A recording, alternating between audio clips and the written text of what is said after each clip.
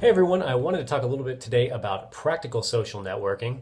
Now, oftentimes when we hear the term social networking, we think of things like Facebook, Twitter, Instagram, and so on. Although these can be fun at times, sharing the latest hilarious cat video or a meme about Donald Trump really doesn't provide us much tangible benefit. Social networking was around a long time before the internet even existed and before social media came around. It just looked a little different. So to go along with the discussion board about practical social networking, I want to provide you a practical example about how weak ties can be very crucial and beneficial for upward mobility. Simply put, who we know is very important. Think of social capital just like financial capital. Rather than having money in a bank which we can draw on to buy a variety of things or goods and services, social capital represent people we can draw on for a variety of reasons. This could be a recommendation for an educational program, a job lead, or something more mundane like backstage passes to a concert. We know that getting a degree or credential is important. That goes a long way. But who we know also goes a long way. And if we can link together then what we know with who we know, our outcomes can be much more beneficial, and oftentimes more valuable. So here's the example. In 2011, at UNT, I was working through the PhD program. I was taking a sociology of education class at the time. There was a woman in this class named Susan. Never once did we hang outside of class.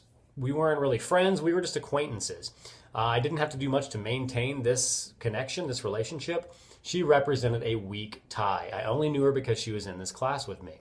One assignment in the class had us discuss our research interests. I mentioned specializing in health and illness and mental health and illness from a sociological standpoint. Susan immediately spoke up and said, "Hey, UTD is looking to hire a medical sociologist." And I thought, wow, this is great.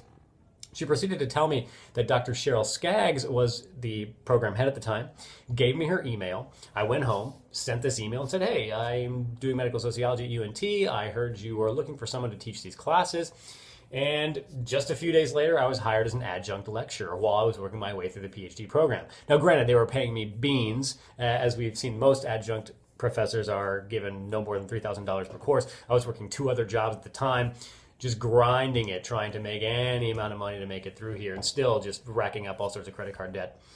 But the important part was, I was given this position and it opened that door to be able to teach at other places in a full-time capacity. Gave me quite a bit of experience. So from 2011 to 2013, I was teaching at UTD, both large lectures, hundreds of people, and then also the smaller classes.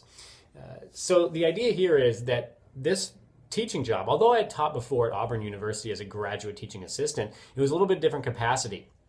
I was given more autonomy here, and I was given an ability to really shape the class the way I saw fit, which then allowed me to progress as a sociology professor.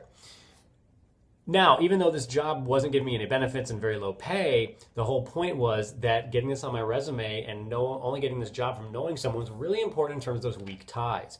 So the point is that members of our social network who we don't come into contact with very often can be very, very influential in terms of employment outcomes. This is what Mark Granovetter was talking all about with those strong and weak ties. So your uncle might be able to get you a job, but that person who was maybe in that criminal justice club with you as an undergrad probably could get you a better job, one with better benefits that may be more in line with the type of credential that you have earned. So it's all about managing these networks and making them work for us.